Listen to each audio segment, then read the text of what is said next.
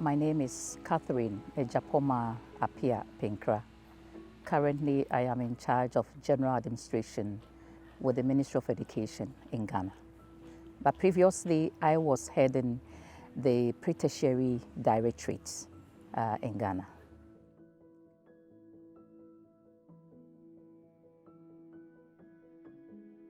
I would say yes and no. We all know what we're expecting from the fellowship, knowing that we have the theoretical part. We are going to also collaborate with fellowship members and our colleagues. And so we knew, or I know that we were going to learn from best practices.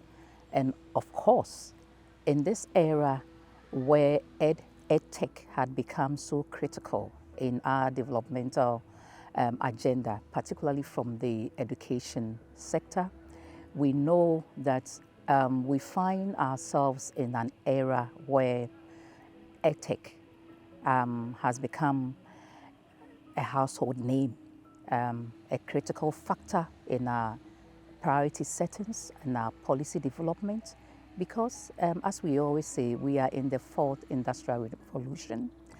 The COVID had also even made it so worse that, particularly in education where we were seriously hit, it has become so important and critical that we find ways and means to make teaching and learning very easy, effective, and fun, and also very efficient. We cannot do that in the face-to-face as we used to do anymore. We need to come up with things that will help the children to be creative, to help the teachers to be effective. And this cannot be done only in the classroom face-to-face.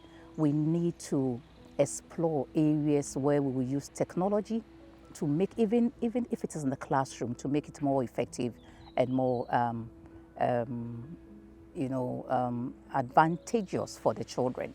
We also need to, and particularly from our side of the world where we have hard to reach areas, it's only technology that can take us there. And with the EdTech and with the content, coming back to the content, what we needed to learn is to, what are some of the strategies? What are some of the systems that we can use to reach out to how to reach communities, our teachers, and our children? And I was expecting, of course, more of the theoretical areas that exist, and also learning from best practices from our colleagues and case studies from our facilitators. And this is what we are getting. Yesterday, for instance, we got to a point where within the settings of the class, things have to change.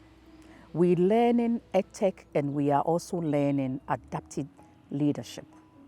And that is where it came to play. Because looking at the settings in the class or in the facilitating room, things change.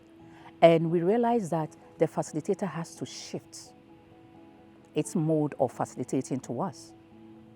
And it was amazing, and the content of the program came to play. We saw the reality of what we were expecting, that things could not go as we expected on paper. And as an adaptive leader, you need to switch depending on the times, depending on the needs of your let me say, your constituents, depending on the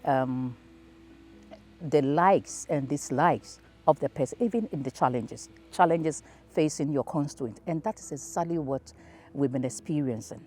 Most of our colleagues are bringing to play their experiences, and we are given the opportunity to share what we have and what could be done best and what could be done to amend what we do. And so even though we are just in the second day, we've experienced a lot. So the content for me, it's yes, I wasn't surprised. And again, I am also surprised as to how things had to change based on the realities on the ground. And I think that it's one of the best programs that I've attended. Collaboration had been effective. Online, we've been given assignments, work to do, even when we break out to group sessions. Within a short period, you could see the effectiveness of the facilitation and the collaboration from each of us, both facilitators and we, the fellowship students.